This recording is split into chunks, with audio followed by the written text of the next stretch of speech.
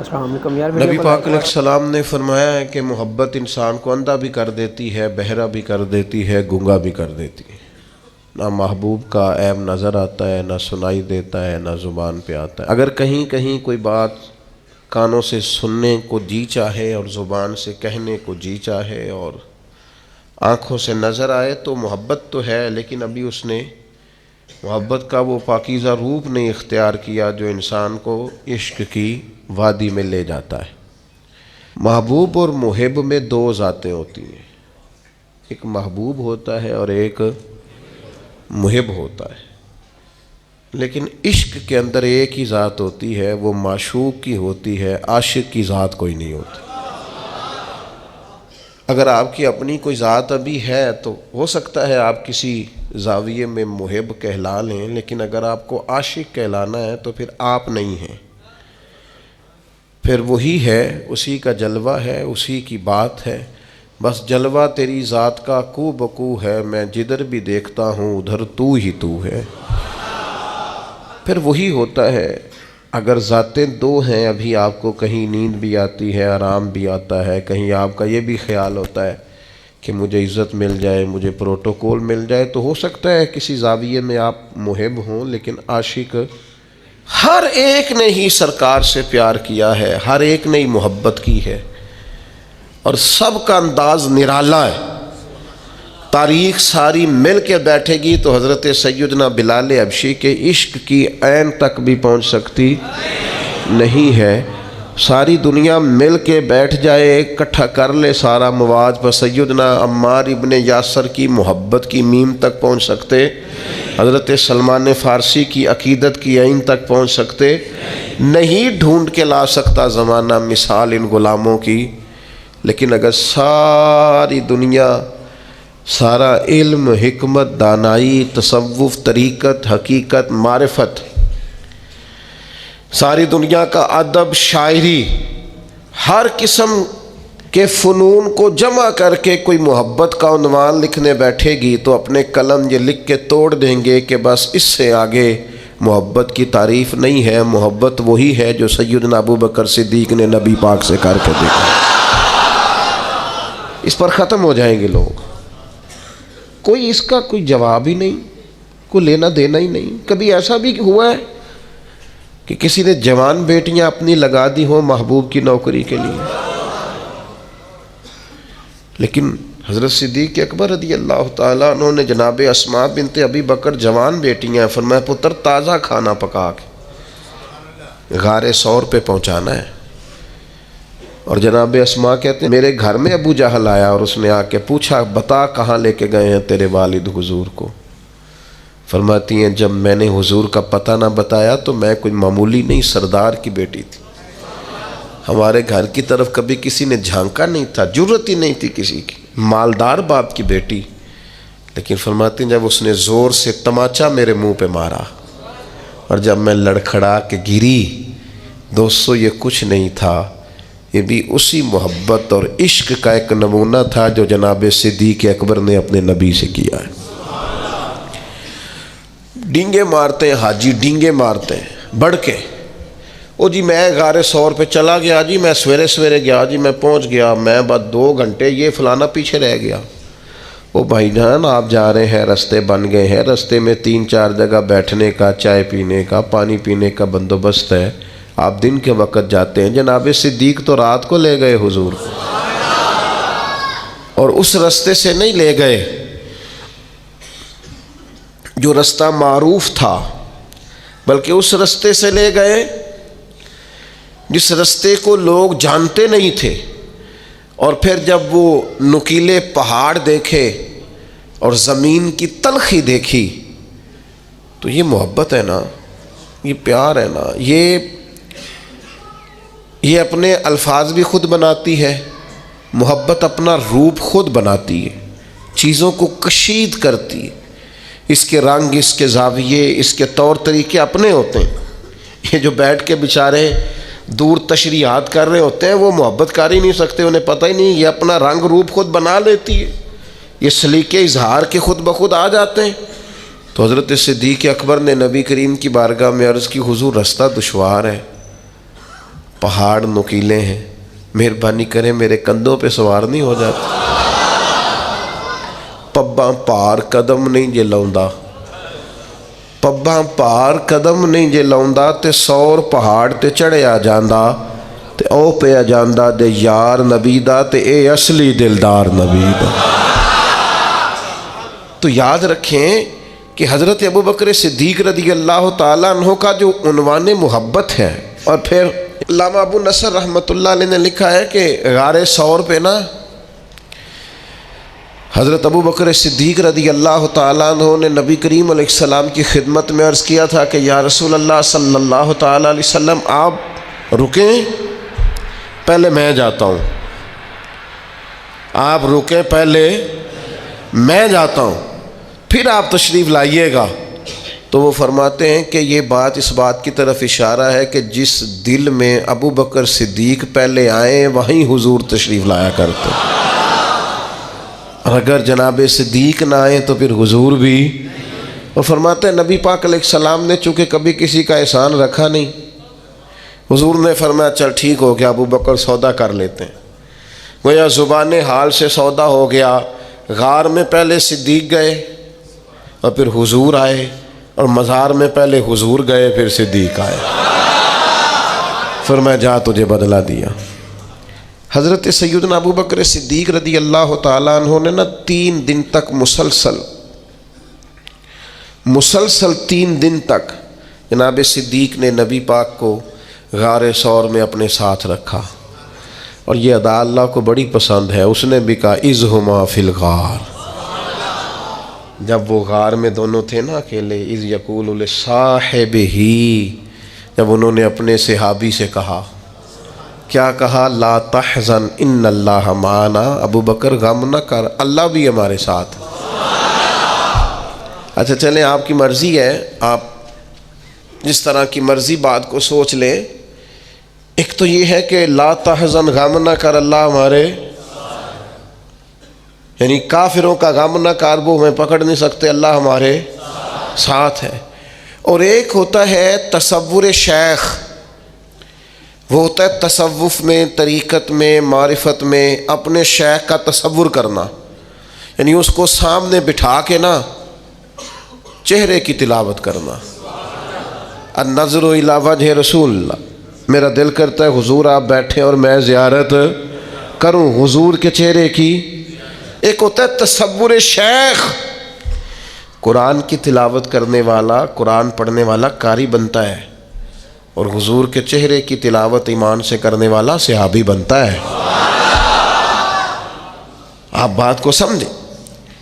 حضرت ابوبکر صدیق کا وہ تصور شیخ 3 دن تک غار میں، لوگ تصور شیخ کر کے تصور رسول تک پہنچتے ہیں، فنا فی شیخ ہو کر فنا فی رسول تک، پھر فنا فی اللہ ہوتے ہیں۔ تو صوفیاء کہتے ہیں کہ نبی پاک علیہ السلام نے حضرت صدیق اکبر سے کہا کہ ابو بکر بس تیرا تصور ہو گیا پکا، کیونکہ تو میرے ساتھ ہے، اب لا تحزن، غم نہ کر، ان اللہ معنا، اللہ بھی ساتھ ہی ہے۔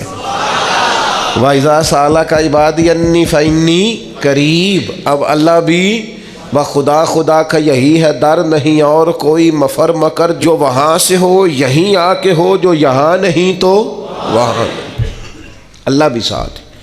حضرت ابوبکر صدیق رضی اللہ تعالیٰ عنہ کی نبی پاک سے جو محبت ہے وہ وارفتگی والی ہے، شوق والی محبت۔ جب پورے طور پر بندے کی آنکھوں پہ غالب نہ ہو تو وہ بہت ساری جگہوں پہ اداکاری بھی کرتی ہے، مجھے جی آپ سے بڑی محبت ہے، اور نہیں یار اجے نہیں، ابھی نہیں، ابھی تھوڑا کچا ہے کام، ابھی تھوڑا ٹائم لگے گا۔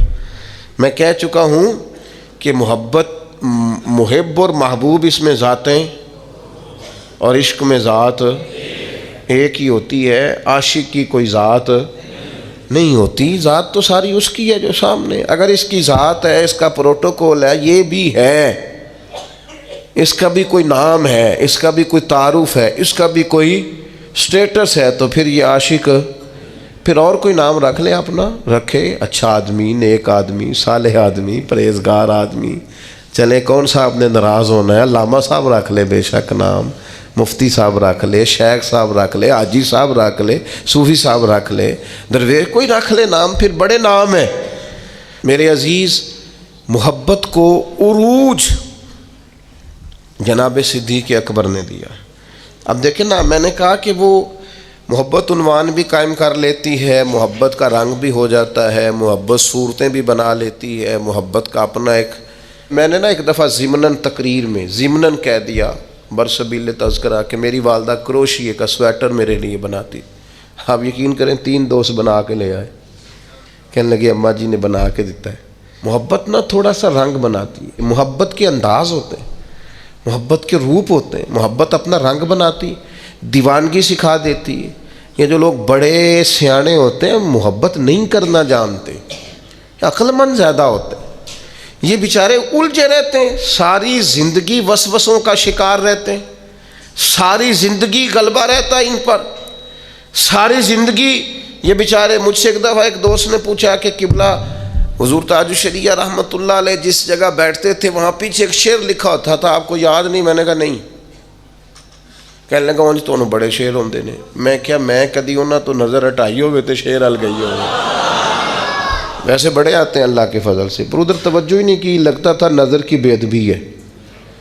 کیسے مثلا محبوب سامنے بیٹھا ہو اور آپ بڑے پریشان ہو تو یہ ویسے ہی تھوڑا عجیب لگتا ہے۔ اپنے اندر یہ جو فتنوں کا دور ہے، آزمائش کا دور ہے، بحث ہی بحث، الجھاؤ ہی الجھاؤ، اس میں نا وہ ہمیں تانا دیتے ہیں، بعض لوگ کہتے ہیں صوفیاء محبت کے ٹیکے لگاتے ہیں۔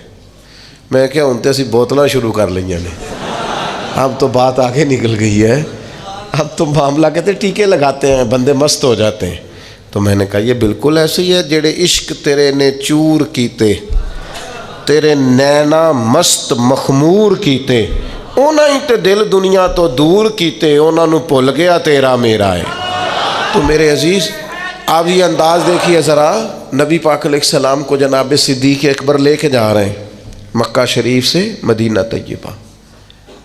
اب حضور کے ساتھ سفر ہو رہا ہے اور سارے انتظامات کیے ہیں، رستہ بھی وہ نہیں اختیار کیا جو روٹین میں جاتا تھا مدینہ، ایک بندہ بھی ساتھ لیا جو نئے رستے کا شناسا تھا، سارے بندوبست کیے، لیکن پھر بھی حال یہ ہے کبھی حضور کے آگے ہو جاتے، کبھی سرکار کے پیچھے ہو جاتے، کبھی دائیں ہو جاتے، کبھی بائیں ہو جاتے، چاروں جانب شمع کے پروانے کی طرح جناب صدیق گھومتے۔ تو نبی پاک علیہ السلام نے فرمایا کہ ابو بکر یہ کیا ہے؟ تو عرض کی حضور چونکہ سارے لوگ دشمن ہیں اور پیچھا کر رہے ہیں اور طاق میں لگے ہوئے ہیں، تو حضور مجھے نہ کسی وقت خیال آتا ہے کہ وہ اس طرف سے آگے سے جو پہاڑ ہے وہاں سے کوئی تیر، کوئی تلوار، کوئی نیزہ نہ آ جائے، دوڑ کے آگے ہو جاتا ہوں۔ پھر خیال آتا ہے کہ نہیں پیچھے سے بھی تو جگہ بنی ہوئی ہے، دوڑ کے پیچھے ہو جاتا ہوں۔ پھر خیال آتا ہے ادھر سے نہ کوئی آ جائے تو میں ادھر ہو جاتا ہوں۔ پھر خیال آتا ہے ادھر سے نہ کوئی آ جائے ادھر۔ حضور وہ جیسے جدھر جدھر گمان جاتا ہے میں دوڑ کے، محبت کے روپ ہے نا سارے، انداز ہے نا سارے۔ اور پھر چونکہ 3 دن مسلسل سرکار کو اپنے پاس رکھا، پھر جب مدینہ منورہ پہنچے تو حضرت صدیق اکبر وہ مشکات نبوت کا عکس ایسا پڑا، کیفیات کچھ اس طرح کی بنی کہ جب حضور کو لے کے مدینہ شریف پہنچے تو بہت سارے لوگوں نے سرکار کو چونکہ پہلے دیکھا نہیں تھا، کچھ حضور کے ہاتھ چوم کے بیٹھ جاتے، کچھ خالی جناب صدیق کے ہاتھ چوم کے بیٹھ جاتے۔ یہ تو خیر بخاری میں موجود ہے۔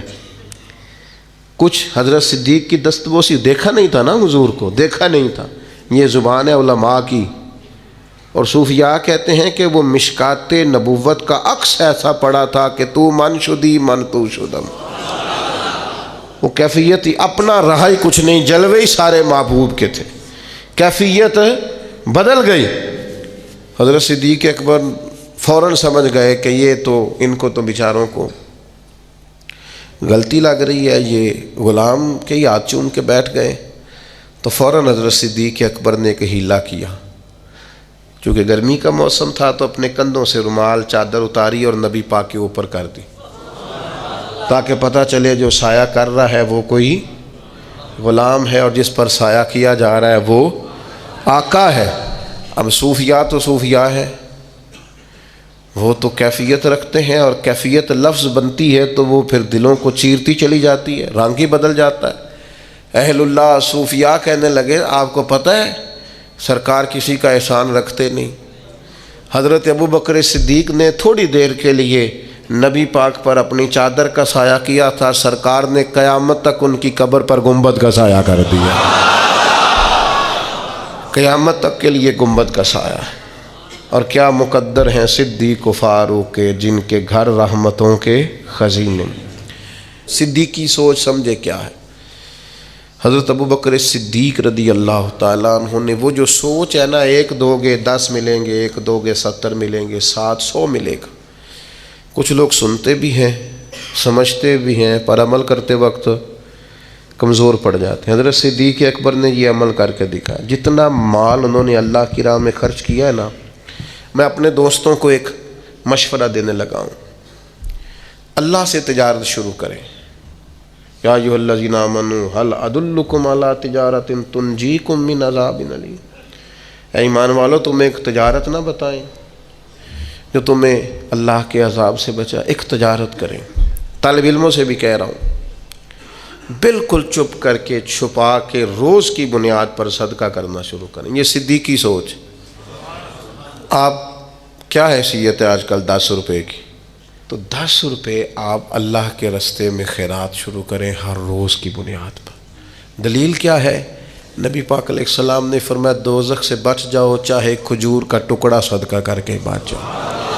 میری آپ سے اپیل ہے، اللہ سے تجارت کریں، روز کی بنیاد پر صدقہ، روز کی۔ ایک بزرگ تھے، ان کے پاس ایک شخص آیا، اس نے کہا میں بڑا غریب ہوں، فرمایا سخاوت کرنی شروع کر دیں۔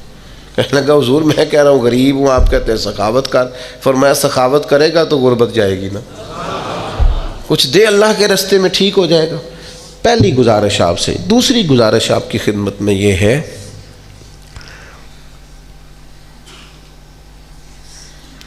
یہ فلاں نے فلاں کے بارے میں یہ کہہ دیا ہے، وہ فلاں نے دیکھا ہے فلاں کے بارے میں آج کیا لکھا ہے، یہ میری طرف سے پابندی ہے آپ پر، یہ کام چھوڑ دیں آپ۔ کوئی کس کو کیا کہہ رہا ہے سوشل میڈیا پہ، آپ باہر آ جائیں۔ آپ نے قرآن مجید سارا یاد کر لیا ہے، حدیثیں ساری آ گئی ہیں، نماز روزے وضو غسل کے مسئلے آ گئے، کن چکروں میں پڑ گئے؟ صدیقی سوچ کیا ہے؟ حضرت صدیق اکبر کو کوئی غرض نہیں مکے میں ابو جہل کیا کر رہا ہے، ابو لہب کیا کر رہا ہے، سیاست کدھر جا رہی ہے، تجارت کدھر جا رہی۔ ان کی توجہ یہ ہے میرے محبوب کی رضا کیا ہے۔ چھوڑ دیں ان چکروں میں۔ خبردار، اپنا کوئی عالم کسی کے بارے میں کیا کہہ رہا ہے، جو اپنے ہیں وہ اپنے، آپ مہربانی کریں جج نہ بنیں۔ خبردار، نہ کسی طالب علم کو اجازت ہے۔ اچھا میں بھی رہتا ہوں ماحول میں، میرے پاس بھی موبائل ہے، مینوں تسی کل کے دس دیو فلانے نے آکھیا، مجھے کیوں نہیں شوق؟ آپ اصل کتابیں پڑھیں، کن بےہودہ کاموں میں لگے ہوئے، اپنوں کو توڑ رہے ہیں، اپنوں کو کاٹ رہے ہیں۔ چھوڑ دیں یہ کام، یہ زیب نہیں دیتا۔ ہم خیر والے لوگ ہیں۔ 2 قسم کی مکھی ہوتی ہے، ایک شہد کی، دوسری شہد والی کہاں بیٹھتی ہے؟ بناتی کیا ہے؟ دوسری کہاں بیٹھتی ہے؟ چھوڑتی کیا ہے؟ شہد والی مکھی بننا ہے۔ نبی پاک علیہ السلام نے فرمایا مجھے کسی صحابی کے بارے میں کوئی بات نہ بتانا، میں اپنا سینہ تم سب کے لیے صاف رکھنا چاہتا ہوں۔ یہ ترمذی میں موجود ہے۔ خبردار، ایسی ہر حرکت سے آپ باہر آ جائیں۔ سمجھ آ رہی ہے بات کی؟ تیسری آپ کی خدمت میں آج میں نے ایک اپیل کرنی ہے، بڑا میرا شوق ہے، میرا بڑا ہی دل کرتا ہے، میرا دل کرتا ہے میرے سارے بھائی تہجد کی نماز پڑھا کریں، میرا دل کرتا ہے سویرے سویرے آپ لوگوں کے مصلے بچھ جائیں، اللہ کے حضور حاضری ہماری لگ جائے۔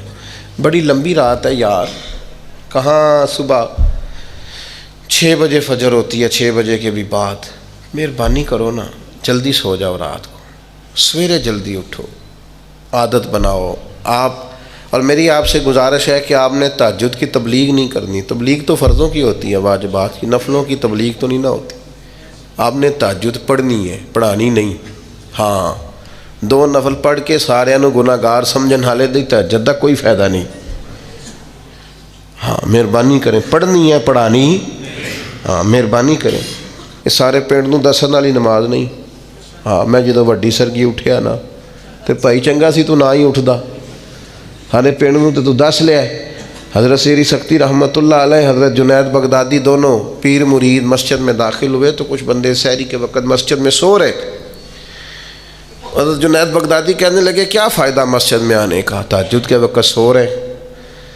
تو حضرت سیری سکتی فرمانے لگے اچھا تھا تو بھی سویا ہی رہتا، تجھے رب کے بندے گناہ گار اور مجرم تو نہ نظر آتے، بہتر تھا تو بھی سویا ہی رہتا، تو مہربانی کرے۔